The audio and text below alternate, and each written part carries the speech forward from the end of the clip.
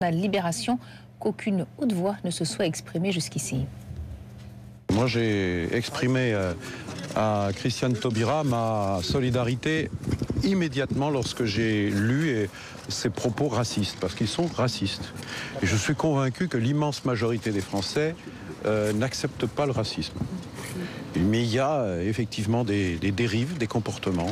C'est pour ça qu'il faut être d'une très grande clarté, d'une très grande netteté, d'une très grande fermeté. Ça vous inquiète? Et ça, c'est pas l'état du pays, c'est l'état d'une partie de gens ou de forces parfois politiques qui se laissent aller. Je crois que quand on exerce des responsabilités politiques et que lorsqu'on organise des mouvements, ça s'est passé il y a quelques mois pour le mariage pour tous, et qu'on laisse des propos se tenir. Après, il ne faut pas s'étonner que parfois certains esprits s'échauffent. Manifestement, il y a des personnes qui s'autorisent à tenir à haute voix des propos racistes et même d'ailleurs à avoir des actes racistes. Toute l'histoire de la France, c'est l'histoire d'un accueil, c'est l'histoire de combats communs.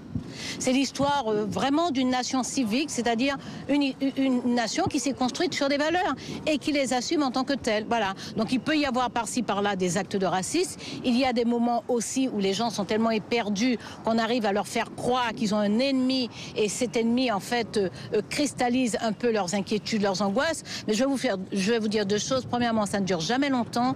Deuxièmement, les Français finissent par se venger parce que lorsqu'ils se rendent compte qu'on les a entraînés sur un chemin qui n'est pas le leur, ils finissent par se venger. J'ai quelques exemples en tête.